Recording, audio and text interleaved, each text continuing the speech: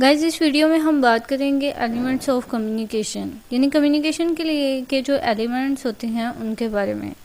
तो first of all context means यानी situation. Context में जो चीज़ें आ जाती हैं वो हैं situation, setting, circumstances, country, culture, organisation, external and internal stimuli. यानी कॉन्टेक्स्ट तो आपको पता है कि जो भी हमारी सिचुएशन है, यानी जो भी हमारी सेटिंग है, जो कंट्री का कल्चर वगैरह है, वो सारी उस हिसाब से जो हमारी कम्युनिकेशन होती है वो कॉन्टेक्स्ट में शामिल होती है।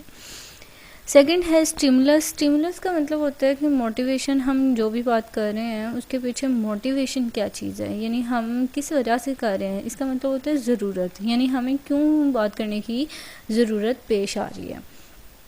उसके बाद encoder, sender, writer, speaker. Encoding जो प्रोसेस है वो देखते हैं कि इनकोडिंग है क्या चीज़ और इनकोडर किसको कहते हैं।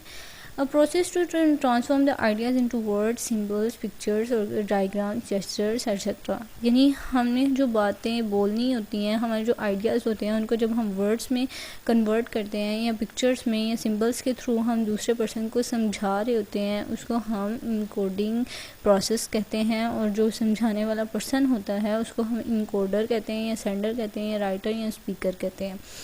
तो वो इन सारी अपने वर्ड्स को, अपने आइडियाज़ को नेक्स्ट पर्सन के सामने डिलीवर कर रहा होता है, वो इनकोडर होता है।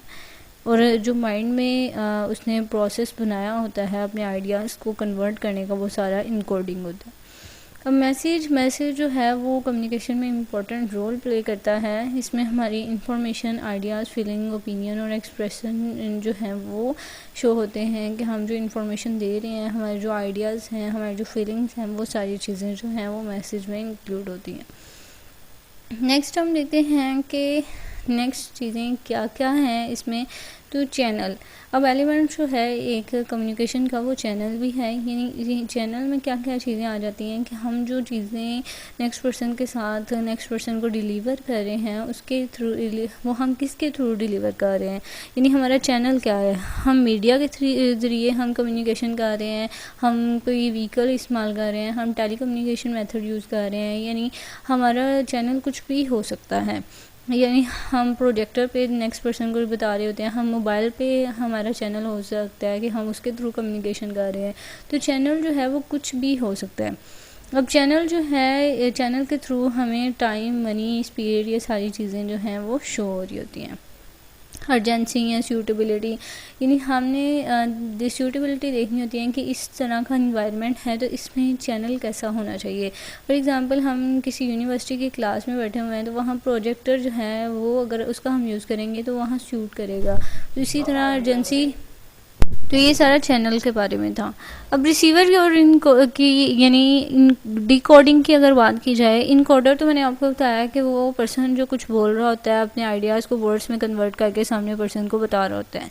अब इनकोडिंग का मतलब जो नेक्स्ट पर्सन सुन रहा है वो उसके आइडियाज़ को जैसे पिक कर रहा होता है अपने माइंड में, जो कि इसकी इमेज क्रिएट कर रहा होता है, वो सारा डिकोडिंग में आ जाता है। हम जो डिकोड करते हैं, यानी हमारे सामने कोई पर्सन, कोई स्पीकर जो है अगर लेक्चर दे रहा है तो उसको हम कैसे परसीव करते हैं वो सारा डिकोडिंग में आ जाता है। यानी इसीलिए हम डिकोडर को रिसीवर भी कह सकते हैं, रीडर भी कह सकते हैं, लिसनर भी कह सकते हैं। तो इसकी डेफिनेशन भी बहुत इजी वे में लिखी हुई है, जो आप पढ़ेंगे तो आपको बहुत इजी से समझ आ जाएगी। जैसे a process to transform the ideas, symbols etcetera into ideas में, यानी वर्ड्स को हम आइडियाज़ में जब कन्वर्ट करते हैं तो उसको ये डिकोडिंग का प्रोसेस कहते हैं। अब फीडबैक जो है, यानी हमने ये सारे एलिमेंट्स यूज़ कर लिए। स्पीकर जो था उसने ये सारे एलिमेंट्स यानी अपना चैनल यूज़ किया, स्टिमुलस सब कुछ यूज़ करके जब हमारे सामने एक चीज़ डिलीवर कर दी, तो अब हमने जो रीडर है, जो लिसनर रिसीवर है, उसने उस आइडियाज़ को, उसकी सारी चीज़ें जो हैं पिक करके उसने कैसी लगी उसके बारे में वो जो रिस्पॉन्स देगा उसे हम फीडबैक कहते हैं। तो ये सारी चीज़ें थी एलिमेंट्स ऑफ कम्युनिकेशन की। बहुत इजी सी कंसेप्ट था। आई होप आपको समझ आ गई। Thank you so much for watching.